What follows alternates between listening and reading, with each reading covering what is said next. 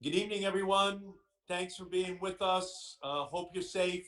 Hope you're self-distancing. We are still in an incredible battle to protect the most vulnerable, to protect our essential workers, to protect our doctors, to protect our nurses. We just have to continue this battle. It's not going away soon, and it will all depend upon what we do. It's within our control. While we're waiting for a vaccine, while we're waiting for a treatment, it's imperative that we continue to protect those essential workers as they protect us. So let's just keep going. And the discussion tonight is going to be one I think that really is something that goes to a lot of families' concerns, and that is, what is the impact of the coronavirus on those seniors who are in nursing homes, those people who are most vulnerable, those people who have given their lives so that we live in this much, much better country than they inherited.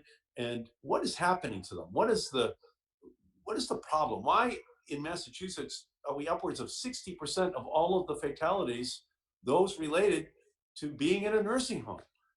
It doesn't seem right. There's something wrong. We know there is. We know there hasn't been enough work that has been done in order to protect them. And I'm tonight going to have a conversation with the great Congresswoman from Merrimack Valley, Congresswoman Lori Trahan. And she has just been an absolute warrior to stand up to fight for more protections for people in nursing homes. And we welcome you, Lori. Thank you for joining us this evening, and I'm looking forward to our conversation. Me too. Thank you so much for having me, Senator. It's such an honor to be here tonight on your. I mean, no one is more engaged with the electorate than you. I think you're almost at 50 straight live meetings, which is tremendous. So thank you for inviting me. No, thank you. So you know what? Maybe we could begin our discussion talking about something that happened up there in the Life Care Center of Neshoba Valley in Littleton. We lost 16 residents in that facility. We lost one healthcare worker, and I know you've been focusing on this issue.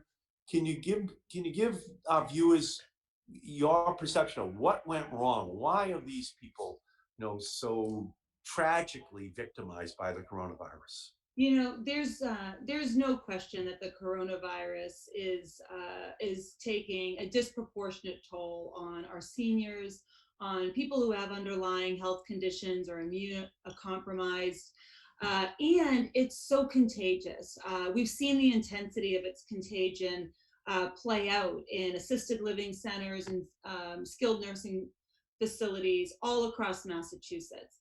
The fact that so many people can transmit the virus when not even showing a single symptom has further complicated, how we combat this virus and how we protect our residents. That being said, you can be I've got almost 70 of these assisted living centers or skilled nursing facilities in my district. And so we've been in touch with all of them. One, because we just wanted to ensure folks had what they needed, right? I mean, the reports of healthcare workers not having the PPE, the gowns, the masks, it was just unconscionable. So, we wanted to be connecting these facilities to the Department of Public Health and certainly the command center that, the governor's office had set up to get folks what they needed. So what we learned early on, you could be a facility that does everything right? Take all those protocols and precautions, put them in place, have all that protective equipment, and you can still have an outbreak.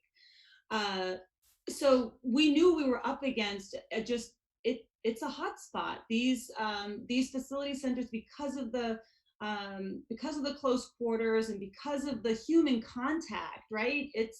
We knew these were going to be hot spots. What I have an issue with is the lack of transparency that we saw with not all, but some, right? Here we need to protect our healthcare workers, the people who are showing up to work every day, the people who are putting their own health at risk to help patients that they've come to know and love. When there's a lack of transparency, when there's not a tendency to share information, to accept help from the National Guard, that is when alarm bells just go off, right? When you start hearing. So talk about that a little bit. What happened there with the National Guard and this facility? I think people would be interested in finding out why that kind of, like you're saying, raised an alarm bell. Oh yeah, so what happened at the Littleton facility is, the first responders who were, answering the call, they're the ones who alerted the local board, the local health board, state rep, Jim Arcero, Senator Eldridge, and myself to say, hey, something's going on here. They transported 18 patients to area hospitals, in the span of a couple of days. So, we have, of course, we get on a call, we reach out to them, and it wasn't met with, yeah, we've got a problem. It was, everything's fine here. We've got this under control. And then you have Maria Cryer, who is a healthcare worker, a nurse who sounds the alarm bell because she cares so deeply about her coworkers. And she's like, it's not a safe facility. So all that came together immediately. And again, I think it's important for you to tell Mary's story, because Mary courageously stood up. Oh. She was an employee there. So tell Mary's story, because that's a real, it's a profile in heroism. It is. And she'll always be remembered and talked about as a hero, because she put her own job, on the line to basically sound the alarm, and we need whistleblowers so that, we have safety protocols and protections in place. And when that doesn't happen, we do need courageous people to warn others. And that's exactly what, she did.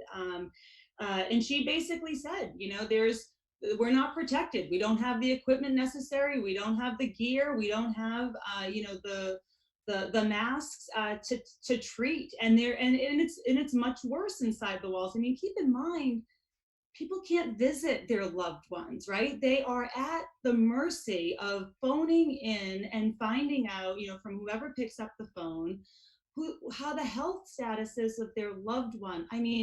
That is heartbreaking in of itself, right? And so when you're not getting information shared about, the health of your family member, which wasn't being done. And Maria was out there, basically saying like it's a problem. That And then what happened to her? Oh, well, tragically, Maria passed away. She passed away of COVID-19.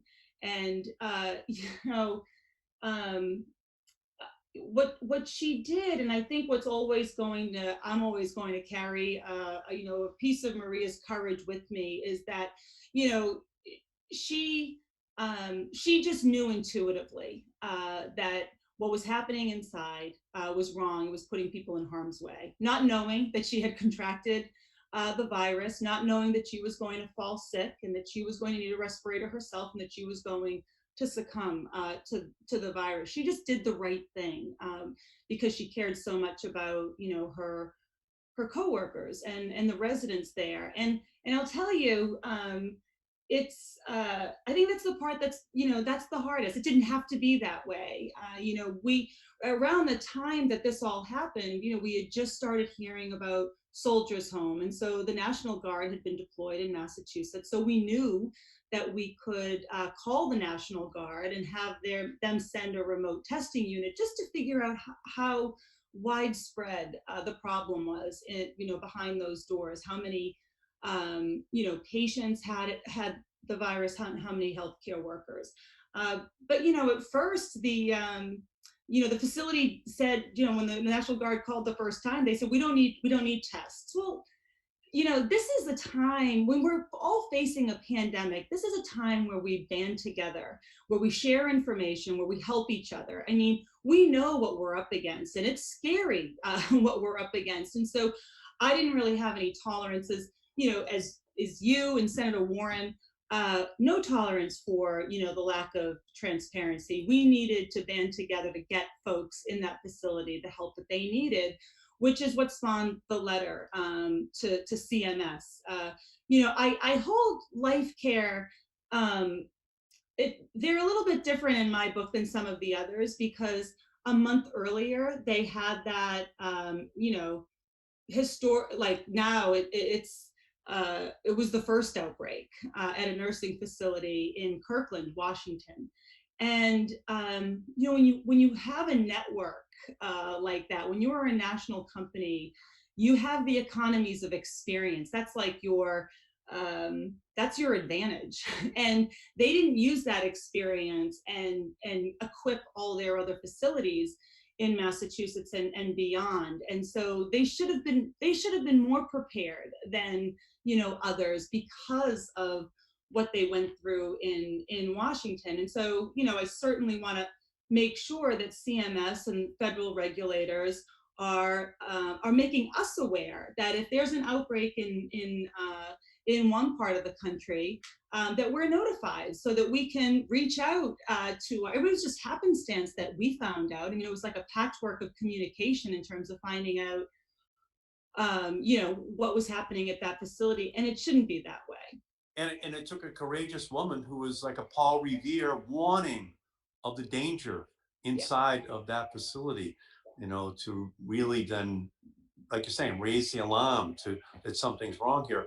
So Senator Warren and I, we're working with you, Yeah. in terms of increasing the oversight Yes.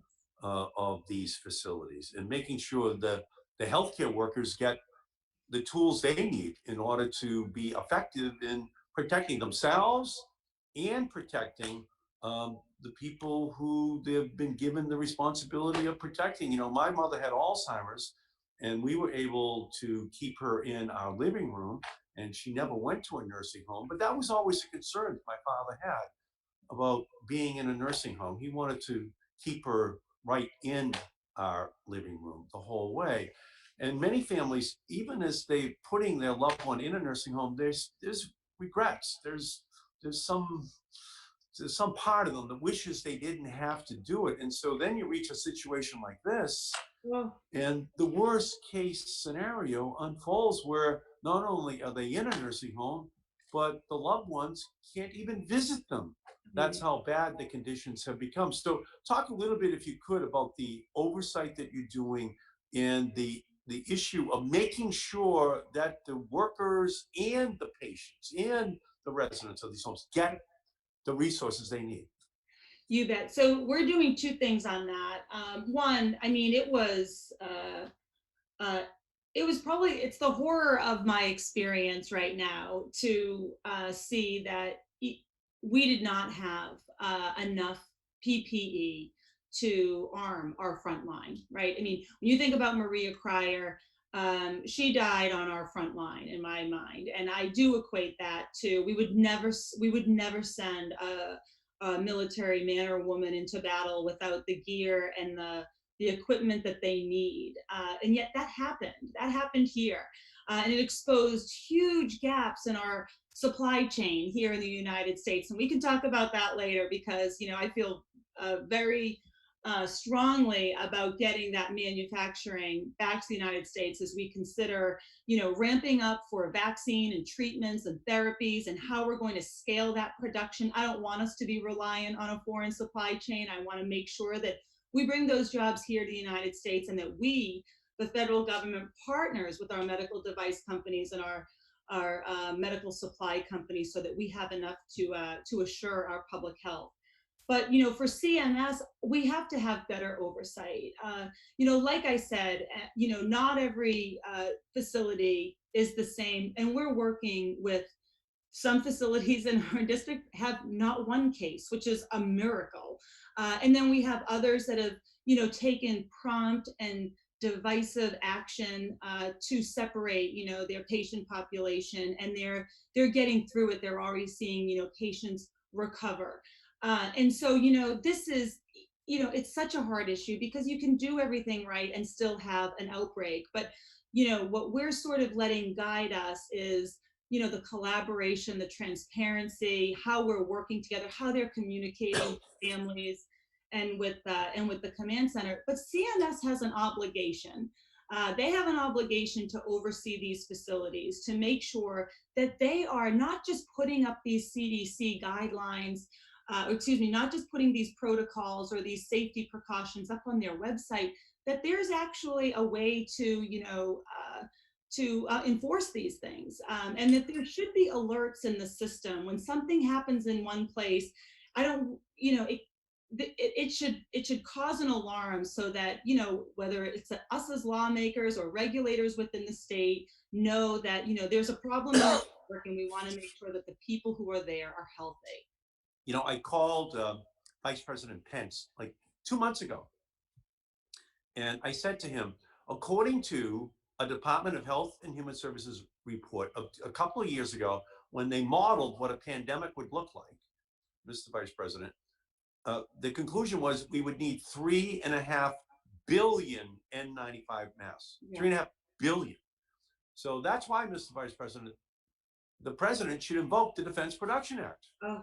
Because we have to go to a massive number of companies moving over and producing these masks for us. We don't have them, and we're going to need them throughout our entire society. It's not just going to be hospitals, not just going to be in the community health centers. And what I was referring to are nursing homes, our congregate living centers, where people who are very vulnerable are going to have healthcare workers who can be bringing it into the facility. Right. And that both the workers and those who live there should have the protections. Yeah. Otherwise, we're going to see an incredibly huge transmittal of the disease. And he said to me, well, I haven't heard that number, 3.5 billion. And I said, well, it's your own number, Mr. Vice President. It's the number that the Department of Health and Human Services put together a couple of years ago, and we're going into a full pandemic. Yeah. And we still don't have the level of PPE which we need. And when you look at the grocery store workers, when you look at all the other people who are still on the front lines, this now redefined essential worker who was out there while we're being told to stay home.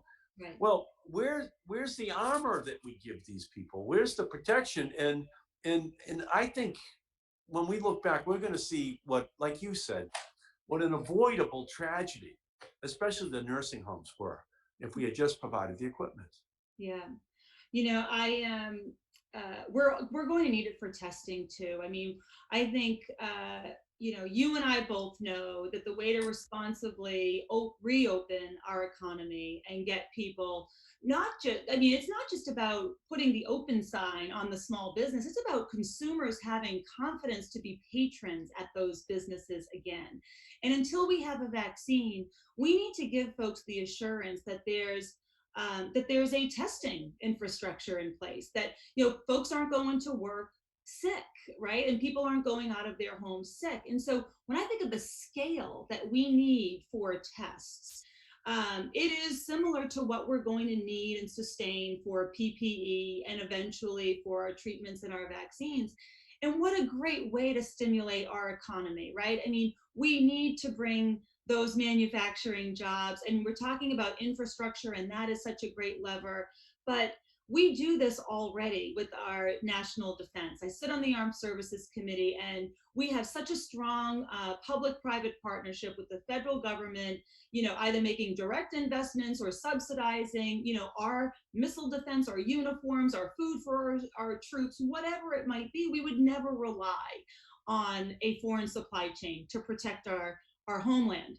And to protect our servicemen and women. We shouldn't do it in a pandemic or when we're in the middle of a public health crisis. And so, so we just finished that last big package, yeah, and you and I were down there advocating for our hospitals, advocating for our community health centers, advocating for more money for testing, and the Republicans said no, no, no. So we had to force them to accept $75 billion more for hospitals, for community health centers. We had to force them to accept $25 billion for testing and PPE. And they fought it the whole way. And it's only like two and a half weeks ago that we were doing that last package. And we can already see how inadequate the amount of money in there is for testing, for tracking, contact tracing of where this whole disease moves very quickly once you identify the first patient, and the amount of personal protective equipment which is in there. So they're still fighting this issue, but I think you put your finger right on it. You can do all you want saying we're opening businesses, but if consumer confidence isn't there, they're not going to go to the store. They're not going to go to the facility at all because they're not sure that the people who are in there have been tested or have PPE, and they're not sure that they've been tested before they go in as well.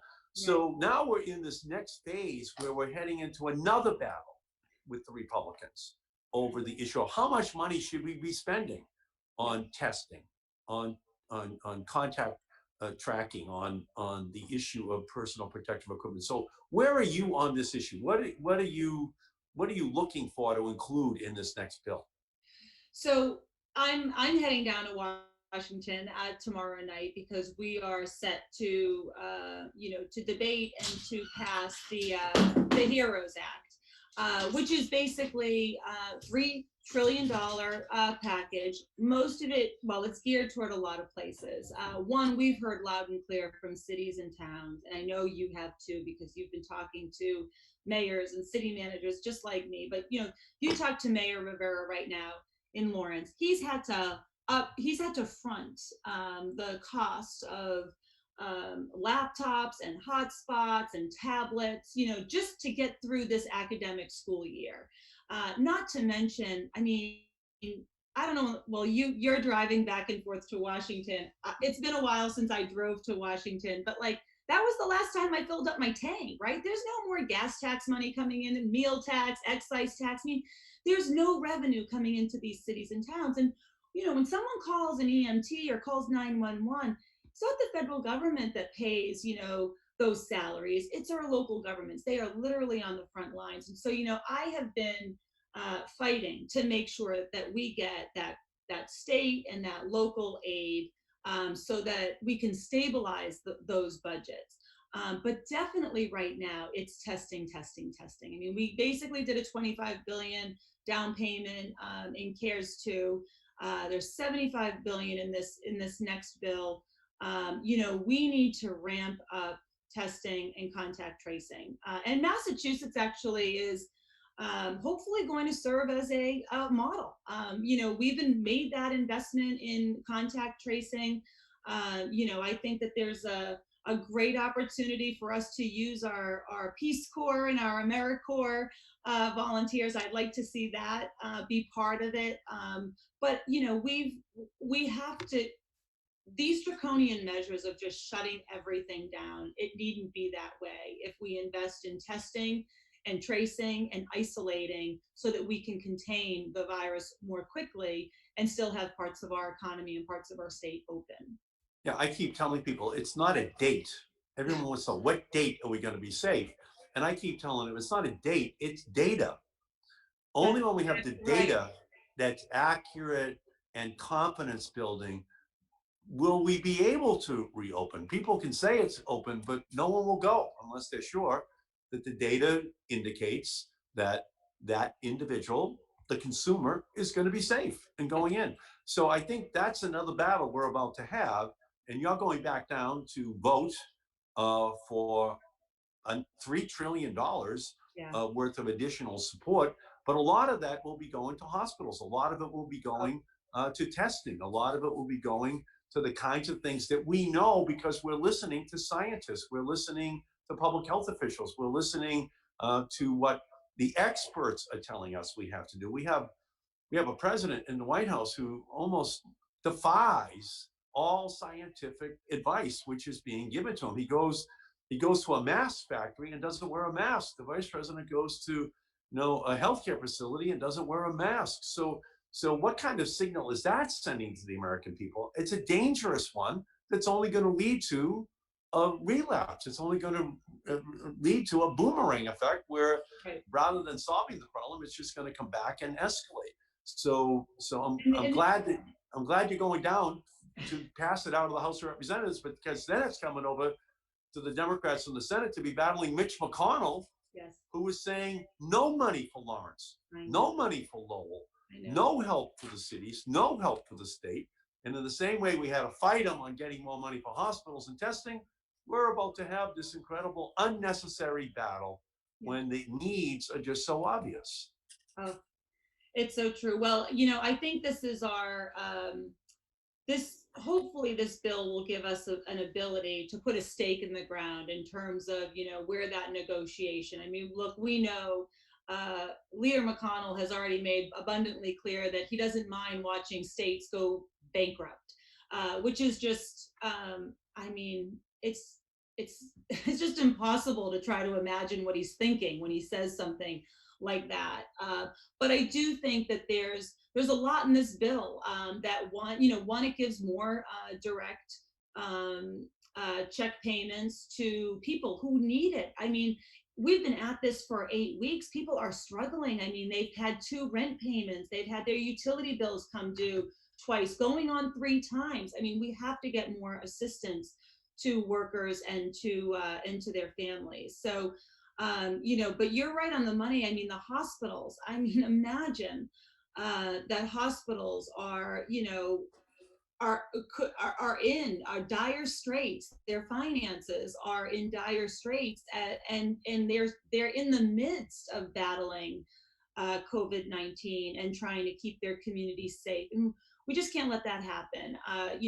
The Americans need the federal government right now to step up and get them through this horrific period. Right? We need to throw a lifeline to our families, to our workers, to our small businesses, and there's a better way to do that, even the way that we've done it. Right? I mean, I think we've learned a lot of lessons with the PPP program with the small business. I mean, we have to make sure that that benefit gets to the smallest of our small businesses. We've got language in there that'll get to businesses with less than 10 employees. It'll get to our CDFIs. Those are the lenders who will help bodegas in Lawrence and mom and pop shops in Lowell. They don't have an army of accountants and lawyers to help them get to the head of the top of the queue at a big bank. They need help too. So it does course correct some of the programs that were stood up by the administration, and then it gets money to where it needs to be, to families and to workers. Yeah, so there's no question about it. Mitch McConnell doesn't care how many police and fire and teachers and healthcare workers get laid off in Lawrence or Lowell or communities across the country. But those are the frontline workers. We're calling them essential workers. They're the ones who are actually battling all day long. We can't allow McConnell to put in place a program that's going to hemorrhage the capacity of cities and towns to be able to respond. So we have to battle them on that. And we know that there are hospitals losing $10 million a month, community hospitals.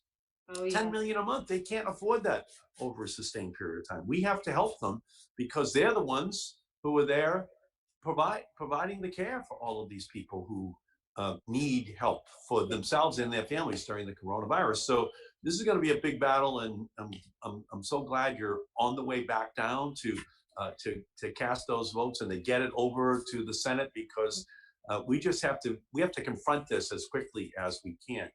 And as we're wrapping up here, I'd like to move to another subject that you and I have been working on, and that's the Lowell Spinners. We've actually worked on a lot of topics. I mean, we've worked on a lot of issues. I've only been in Congress for 18 months. We've worked on the Merrimack Valley gas. We've worked on mental health, pipeline safety. I mean, so, but I know what you're going to bring up. So yeah, but I said, but I mean, you're such a superstar. I mean, at your first hearing as a congresswoman was before you were sworn in, and it was in Lawrence after the explosion.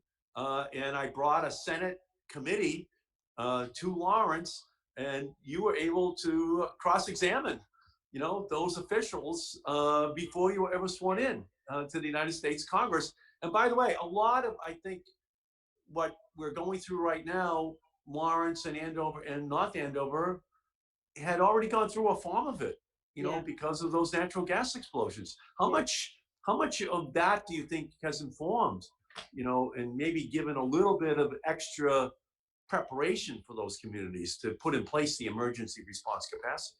It's no wonder that Mayor Rivera is serving on the governor's task force to reopen the government, because he is someone who, as well as the town managers in Andover and North Andover, but they know what crisis looks like, and they also know about the hardship that it poses on a community, and all the triumph that you see around that hardship, right? I mean, I don't know how many folks you've seen or stories you've heard about people sewing face masks or sending food to our healthcare workers, like just doing their part. And I think that's what you see play out in a community. And Lawrence, that is exactly what I saw: the resilience and the grit of cities like Lawrence and towns like Andover and North Andover as they pick themselves back up after such a huge trauma.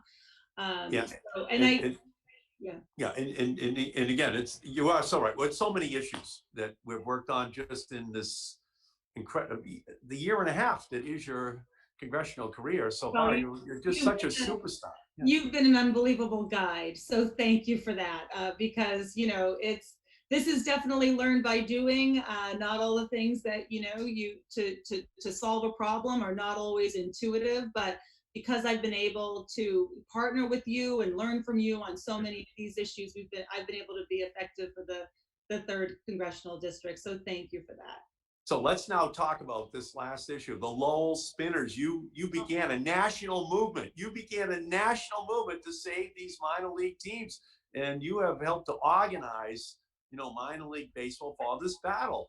And I'm partnered with you over the Senate side, fighting to try to save the Spinners, because it is such an integral part of the community of Lowell, but also all the surrounding communities who are able to take their kids over to a ball game. They don't have to mortgage the house to afford a few tickets and to buy a few hot dogs, and the kids get a great experience. So where are we on this right now, Laurie?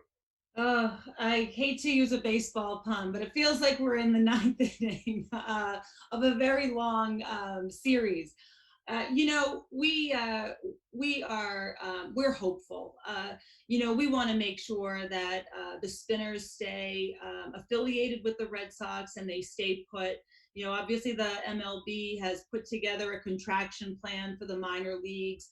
When I think about the moment we're in, and I think about the hope and the optimism of my hometown, what they need to kind of, think about better days ahead. It's so much of that is the spinners, right? They are part of the fabric of the city of Lowell and the surrounding towns. Where so many working class families go to that park on the Merrimack River to catch a night of baseball, excuse me, because they can't afford to go to Fenway. And preserving that is, I think it's more important right now in this moment than it ever has been. I mean, this is a personal one for me because look, my youngest sister was the canaligator there. I mean, I remember when the team came. This would be the Spinners' 25th season, and it's unlikely that they're even going to play. So imagine that, the clock runs out and they played their last game last year. I mean, we can't even imagine that scenario. So we're hoping that we keep a good thing going with the Red Sox, and that we have Spinners baseball in Lowell for generations to come. So thank you for your help on And that. I'm partnered with you. My father, who grew up in Lawrence, went to Lawrence High School. He would always tell us about how Babe Ruth and Ty Cobb would come through on barnstorming teams, and thousands of people would, as they passed the hat, would put a buck in because you got to see these great baseball players. Yeah. And I think it's very, very important that we ensure that baseball is still in Lowell as a fabric, a part of the fabric of Merrimack Valley. And your great leadership, is actually the leadership that we've needed on this issue. So I want to congratulate you on that, and being able to partner with you. So thank you, Laurie. And if you would, maybe you just give one parting message to people who are watching about this battle over providing the help that families are so concerned about right now, with regard to nursing homes and these other places where their loved ones are put there, hoping that they get the caring, loving touch, that they would receive in their living room. What's your message to them? What I can say is that I have now talked to so many facilities, and all of the ones in my district, and I talk to the nurses, the healthcare workers, as does my team, and those folks are still courageously showing up to work each day.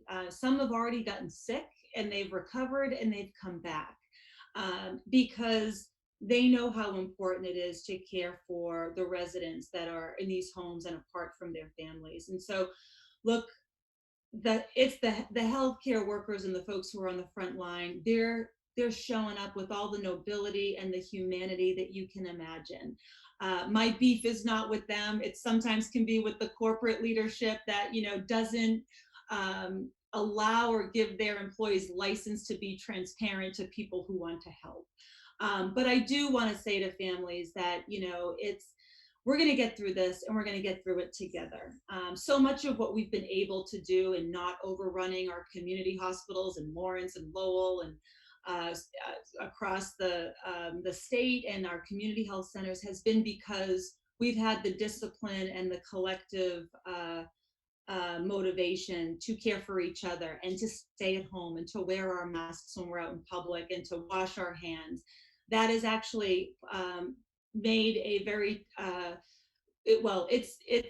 we didn't have to make tough decisions on ventilators at our community hospitals because of that effort. And so what that tells me is that we have to keep caring for each other, and that together we're going to get through this. And so while it might be hard to adjust to this new evolving normal, it's imperative that we do it so that we let our healthcare workers do their job, our first responders, so many of the folks who are showing up to work because they are essential to us, to keep them healthy. It's why we make those sacrifices.